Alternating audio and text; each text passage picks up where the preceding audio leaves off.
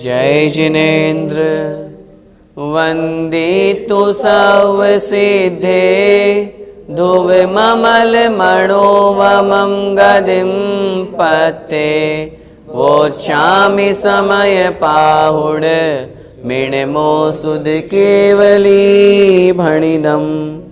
पंच परमेष्ठी भगवान की जय हो। समय सार जी का बंधाधिकार हम समझ रहे हैं।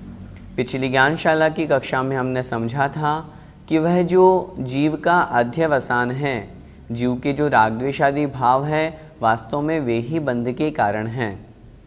आज उसी बात को हम आगे समझेंगे। वे अध्यवसान क्रियाकारी क्यों नहीं हैं?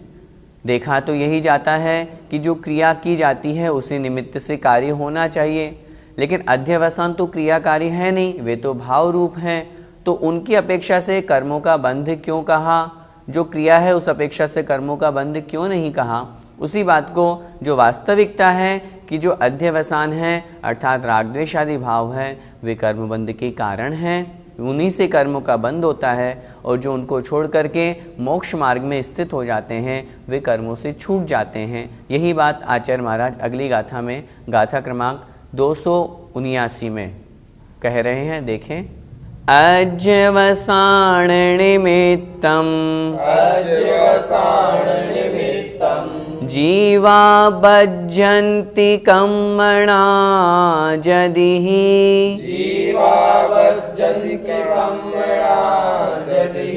मुच्यन्ति मोक्षमग्गे ठिदायते किं करोसि तुमम्। बोलिए, अध्यवसान निमित्तम जीवा बज्जन्ति कर्मणा जदिहि मुच्यन्ति मोक्षमग्गे ठिदायते किं करोसि तुमम्। अध्यवसान निमित्तम जीवा बज्जन्ति कर्मणा जदिहि मुच्यन्ति मोक्षमग्गे ठिदायते किं करोसि तुमम्। देखें, गाथा का अर्थ अध्यवसान निमित्तम, अध्यवसान के निमित्तम अर्थात निमित्त से। अध्यवसान से तात्पर्य जो हमने पहले समझा, जीव के जो राग द्वेषादि रूप परिणाम हैं, भाव हैं, वे अध्यवसान कहलाते हैं। उस अध्यवसान के निमित्त से जीवा अर्थात जीव बज्झन्ति बंधते हैं। किससे? कर्मणा अर्थात कर्म से। जीव कर्मों से क्यों बंधता है? अध्यवसान के निमित्त से। राग द्वेषादि रूप परिणाम किए, उस कारण से कर्म का बंध हुआ।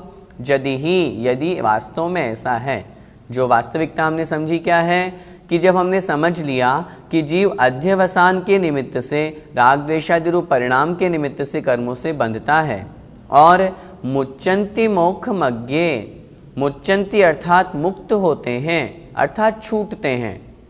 मोक्षमग्गे अर्थात मोक्ष मार्ग में, ठिदा मतलब जो स्थित हैं।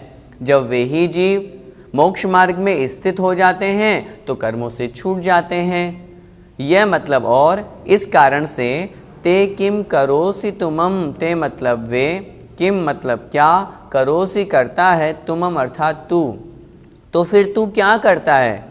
कहने का तात्पर्य है तो फिर तुम क्या कह रहे हो, क्यों ऐसा कह रहे हो? जैसा कि पूर्व गाथा में समझा कि मैं जीवों को छुड़ाता हूँ, मैं जीवों को बांधता हूँ, ये जो तुम कह रहे हो ये तुम क्यों कह रहे हो? तुम्हारा ऐसा कहना तो निष्प्रयोजन है, किसी काम का नहीं है, क्योंकि तुम कौन होते हो? जीवों को बांधने वाले और छुड़ाने वाले।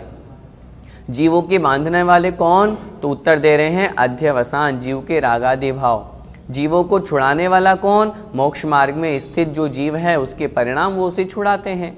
जब मोक्ष मार्ग में स्थित होने पर जो उसके शुभ परिणाम हैं, शुद्ध परिणाम हैं, वो जीवों को छुड़ाने वाले हैं, फिर तुम कैसे कह रहे हो कि मैंने उसे छुड़ाया, मैंने उसे मुक्त कराया? जीव क्यों बंधता है उसका कारण आचार्य महाराज ने बताया। जीव के राग द्वेषादि जो भाव हैं, अध्यवसान हैं, वे उसे कर्मों से बांधते हैं। फिर तुम कैसे कह रहे हो कि मैंने उसे बांधा, मैं उसे बांध सकता हूँ? वास्तव में ये जो तुम्हारी बुद्धि है, जो हमने पिछली कक्षा में समझा था, पिछली गाथा में समझा था, वो मिथ्या ही है। इसीलिए आचार्य भगवान उस बुद्धि को मिथ्या सिद्ध करने के बाद में यहाँ पर वास्तविकता बता रहे हैं कि तुम किसी को बांध नहीं सकते, तुम किसी को छुड़ा नहीं सकते। तो कौन बांधता है और कौन छुड़ाता है, वो यहाँ पर कह रहे हैं। एक बार फिर से गाथा का अर्थ देखें।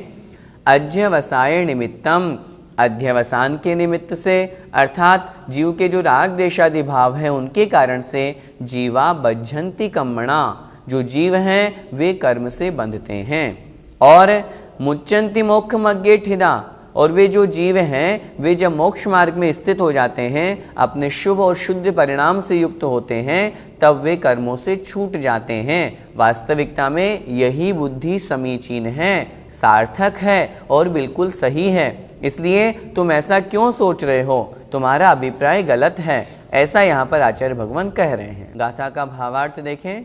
यदि वास्तव में अध्यवसान के निमित्त से जीव कर्मों से बंधते हैं और मोक्ष मार्ग में स्थित वे कर्मों से मुक्त होते हैं, तब तू क्या करता है? अर्थात दूसरों को बांधने और छोड़ने का जो तेरा अध्यवसान है, तेरा जो भाव है, वह निष्प्रयोजन रहा। तुम्हारी यह जो बुद्धि है कि मैं बांधता हूँ, मैं छुड़ाता हूँ, या कोई मुझे बांधता है, कोई मुझे छुड़ाता है, वास्तव में यह बुद्धि ठीक नहीं है। इसलिए हमें अपनी बुद्धि को इस गाथा के अनुसार बिल्कुल समीचीन बनानी चाहिए। भैया जी, कर्मबंध का कारण क्या है?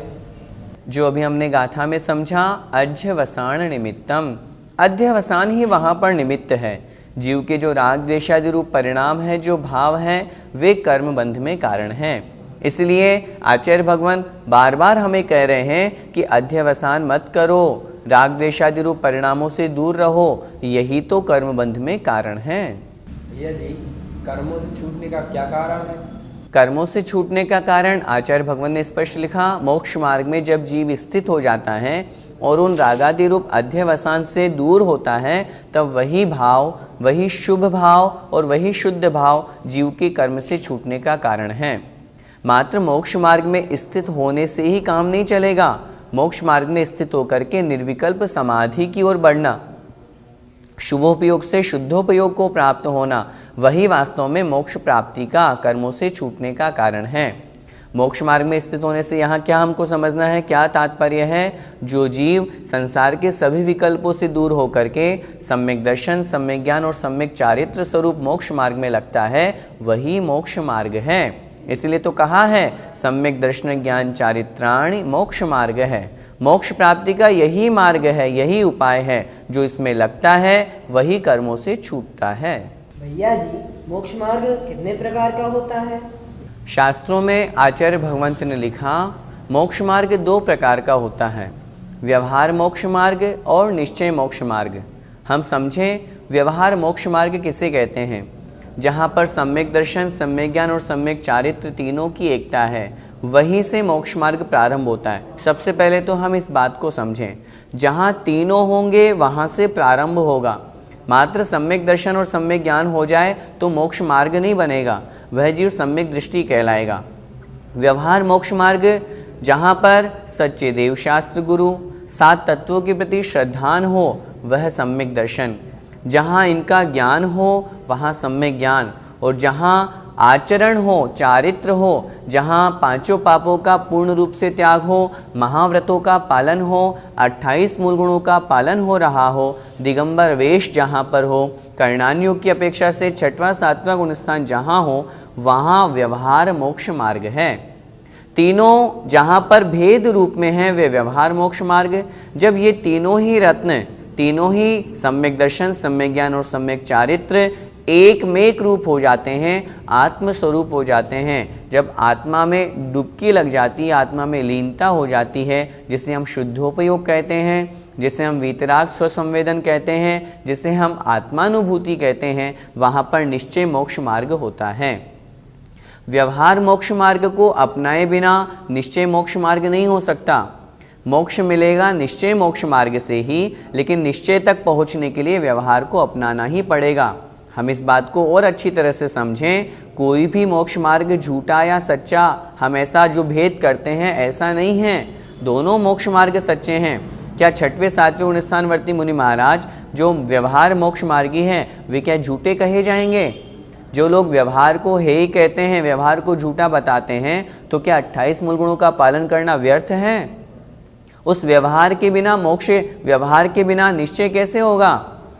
सभी शास्त्रों में स्पष्ट लिखा है, व्यवहार में भेद रूप कथन होता है, निश्चय में अभेद रूप कथन होता है। सम्यक दर्शन, सम्यक ज्ञान, सम्यक चारित्र जब व्यवहार रूप में हो तब तीनों एक साथ हो, जरूरी नहीं। चतुर्थ गुण स्थानवर्ती जीव के सम्यक दर्शन है, सम्यक ज्ञान है, अभी चारित्र 1% भी नहीं है। पांचवें गुण स्थान में आया, एक देश व्रतों का पालन कर रहा है, एक देश चारित्र है। छठवें सातवें गुण स्थान को प्राप्त हुआ, पूर्ण रूप से पापों का त्याग हुआ, सकल चारित्र वहां पर हुआ। इसलिए मोक्ष मार्ग का प्रारंभ छठे गुण स्थान से ही होगा, उसके पहले नहीं।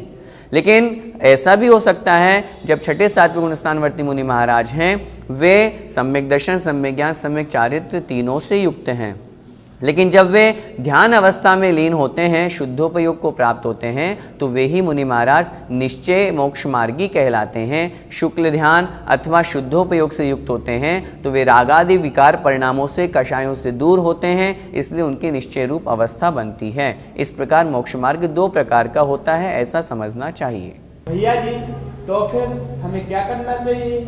पंडित दौलत राम जी ने 6 डाला लिखी है। उन्होंने तीसरी ढाल में सबसे पहले लिखा, आत्म को हित है सुख, सो सुख आकुलता बिन कहिए, आकुलता शिव माही न ताते, शिवमग लाग्यो चाहिए। शिव अर्थात मोक्ष। आपने प्रश्न किया हमें क्या करना चाहिए? हमें शिवमग अर्थात मोक्ष मार्ग में लगना चाहिए। मोक्ष जब भी होगा, मोक्ष मार्ग को प्राप्त करने से ही होगा। आज तक जिन जीवों ने मोक्ष को प्राप्त किया है वे पहले उस मोक्ष मार्ग में लगे हैं, तब मोक्ष को प्राप्त किए हैं। घर बैठे बैठे मात्र शुद्धोपयोग की चर्चा करने से या व्यर्थ की बातें करने से मोक्ष नहीं होने वाला, आत्मा का कल्याण नहीं होने वाला। आत्मा का कल्याण तो जब मोक्ष मार्ग में लगेंगे, व्रत नियम संयम का पालन करेंगे तभी होगा।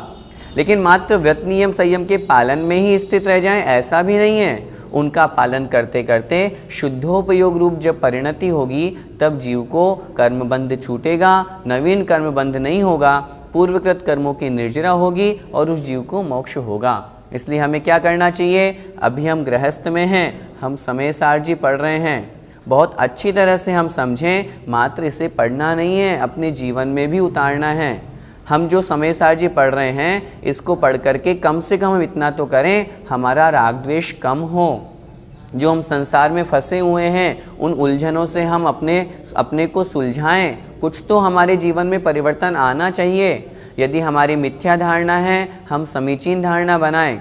यदि हम ऐसा मानते हैं शरीर को आत्मा, आत्मा को शरीर मानते हैं, उसे हम ठीक करें, सम्यक दर्शन को प्राप्त करें, व्रत नियम संयम का पालन करें, मोक्ष मार्ग प्राप्त करने की भावना रखें। नहीं, मुझे तो मुनि ही बनना है, और मुनि बनने मात्र से भी नहीं, मुनि बन करके 28 मूल गुणों का आगम के अनुसार पालन करके मुझे तो शुद्धोपयोग को प्राप्त होना है, समस्त विकारी भावों से दूर होना है। इस तरह का यदि हम भाव रखेंगे तो हमारा पढ़ना सार्थक होगा। इस गाथा का पद्यानुवाद पढ़ते हैं। रागादि से जब की बंधन जीव पाते, आरूढ़ मुक्ति पथ पे मुनि मुक्ति जाते, मैं बांधता जगत को अथवा छुड़ाता, तेरा विकल्प फिर वो किस काम आता। इसलिए आचार्य भगवान कह रहे हैं इस विकल्प को छोड़ और वास्तविकता की पहचान कर। अगली गाथा जो हम पढ़ रहे हैं उसमें भी आचार्य भगवान यही कह रहे हैं कि तुम ऐसा मानते हो कि मैंने किसी को दुखी किया, तुम किसी को दुखी नहीं कर सकते। वो तो स्वयं अपने कर्मों से दुखी होता है, कर्म का उदय आता है, इसलिए जीव दुखी होता है, चाहे हम हो चाहे आप हो। देखें अगली गाथा। कायेण दुख वेमिय, कायेण दुख वेमिय, सत्य एवं तुजम मदिम कुणसी, सत्य एवं तुजम मदिम कुणसी, सौवावियेस मिच्छा, सौवावियेस मिच्छा, मिच्छा दुहिदा कम्मेण जदि सत्ता। दुहिदा कम्मेण जदि सत्ता। बोलिए कायेण दुख वेमीय सत्य एवं तुजं मदिं कुणसि सौवावियेसमिच्छा। दुहिदा कम्मेण जदि सत्ता कम्मेण दुख वेमीय सत्य एवं तुजं मदिं कुणसि सौवावियेसमिच्छा। दुहिदा कम्मेण जदि सत्ता। देखें गाथा का अर्थ, कायेण दुख वेमीय, कायेण अर्थात शरीर से, दुख वेमीय दुखी करता हूँ। मैं किसी जीव को शरीर से दुखी करता हूँ, सत्य अर्थात जीवों को।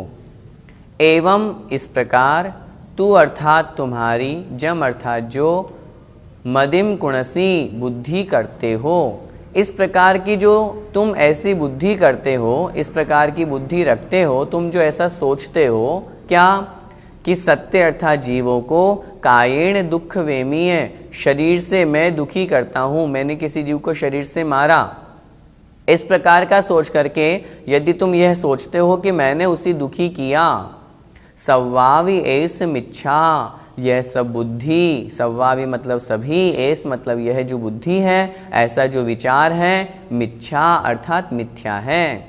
इस प्रकार का यह सारा का सारा विचार मिथ्या है। दुहिदा कम्मेण जदि सत्ता, क्यों है मिथ्या? क्योंकि वास्तविकता क्या है? दुहिदा दुखी होते हैं, कम्मेण कर्म के उदय से, यदि मतलब क्योंकि, सत्ता मतलब जीव। जितने भी सत्व है, सत्व का तात्पर्य जीव, संसार में जितने भी प्राणी हैं वे सब कर्म के उदय से ही दुखी होते हैं, अपने परिणामों से ही दुखी होते हैं। इस कारण से मैंने किसी को दुखी किया, शरीर का किसी के ऊपर अपघात किया, उपघात किया, किसी को मारा, ऐसा सोच करके यदि कोई ऐसी बुद्धि बनाता है कि मैंने उसे दुखी किया, तो आचार्य भगवान कह रहे हैं तुम्हारी ऐसी बुद्धि मिथ्या है। क्यों है मिथ्या? क्योंकि जीव तो अपने कर्म के उदय से दुखी होते हैं, तुम्हारे करने से दुखी नहीं होते।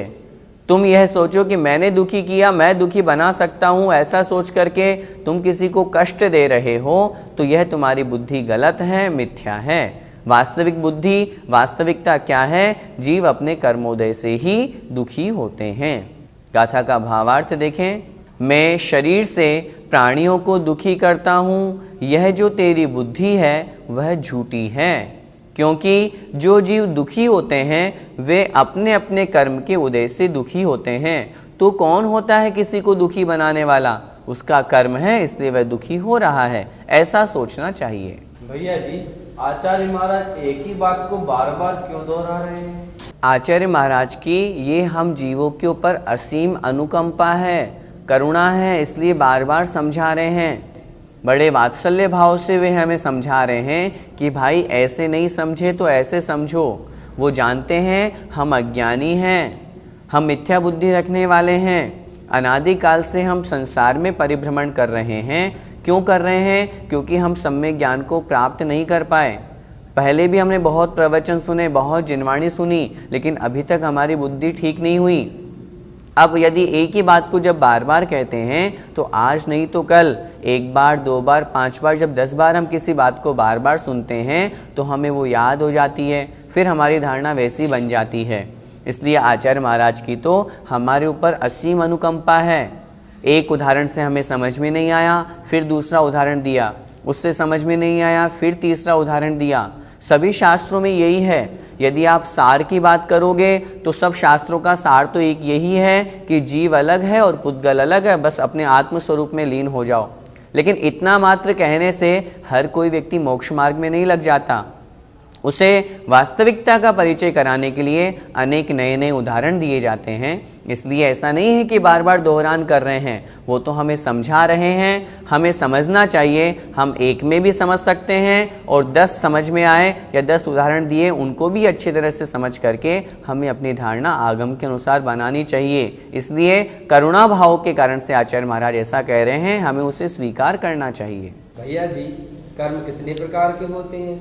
कर्म मुख्य रूप से 3 प्रकार के, द्रव्य कर्म, भाव कर्म और नो कर्म।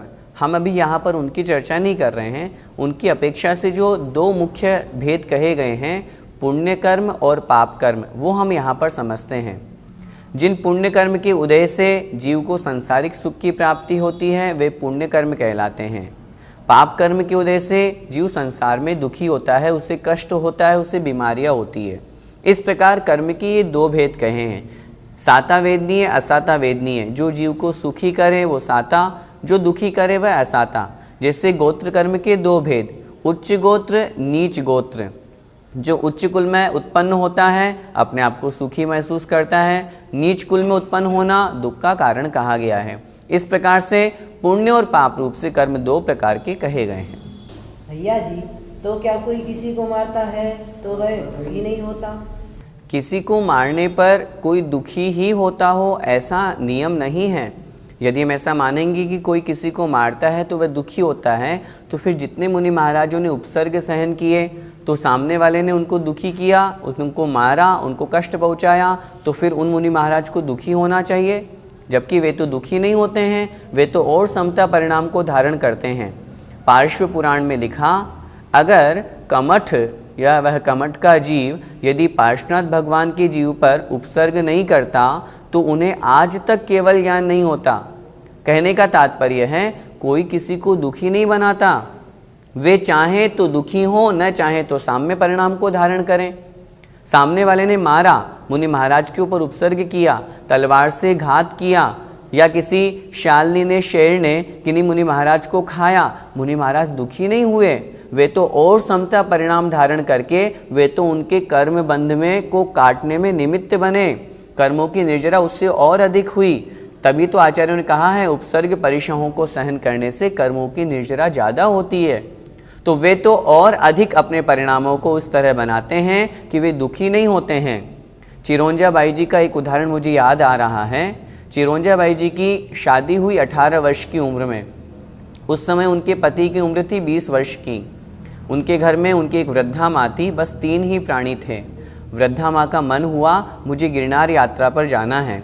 तीनों गिरनार यात्रा पर गए। पहले के समय में बैलगाड़ी चलती थी, उसी से गए।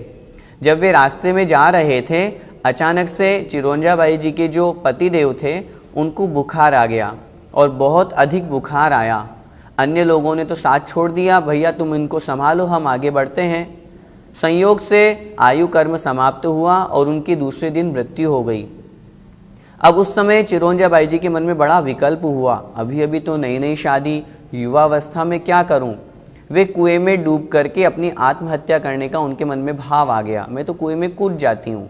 लेकिन जैसे ही कूदने लगी, अचानक से उन्हें स्मरण आया कि मैं क्यों व्यर्थ में अपना मनुष्य पर्याय समाप्त कर रही हूँ। मैं क्या अपनी आत्मा का कल्याण नहीं कर सकती? क्या अपना जीवन धर्म को समर्पित नहीं कर सकती? उन्होंने अपने विचार त्याग दिया, वापस आई। वृद्धा माँ जो रो रही थी उनको संभाला, उन्हें समझाया कि मैं तुम्हारा बेटा हूँ, क्यों चिंता कर रही हो, मैं तुम्हारी पूरी सेवा करूँगी। और पूरे जीवन भर चिरौंजा बाई ने धर्म ध्यान किया। दुख का कारण उपस्थित होने पर भी वे दुखी नहीं हुई। जब वापस लौट करके आई, गांव के सब लोग उनसे दुखी हो रहे थे, कैसे हैं, अब कैसे जीवन बिताओगी, क्या करोगी। लेकिन ऐसा नहीं है, दुख के कारण उपस्थित होने पर स्वयं दुखी नहीं होना, यही तो ज्ञानी जीव की पहचान है। हम बहुत अच्छी तरह से इस बात पर विचार करें, हम सुख के कारण बहुत खोजते हैं, लेकिन वे सुख के कारण क्या हमें सुखी ही बनाए, ये कोई ज़रूरी है क्या? लोग शादी करते हैं कि हाँ विवाह करके हम सुखी जीवन यापन करेंगे, लेकिन विवाह के बाद में बीवी अच्छी हो, सब परिवार में सुख शांति रहे, ये अनिवार्य नहीं है। बच्चे उत्पन्न करते हैं कि बुढ़ापे में हमारी सेवा करेंगे, लेकिन यदि इस तरह की संतान हो गई जो बाहर चली गई, जो पिता माता का कहना नहीं मान रहे हैं, तो कहने का मेरा सीधा सा तात्पर्य है, हम सुख के कारण भी उत्पन्न करते हैं, खोजते हैं और ऐसा सोचते हैं कि हम सुखी हो जाएं, हम किसी को दुखी बना रहे हैं। ऐसा नहीं है, ये सब कर्म के उदय से है। हमें कर्म के उदय को समझना चाहिए। कोई भी हमें सुखी दुखी नहीं बनाता। आज की जो 2 गाथाएं हमने पढ़ी, इनका यही सार है।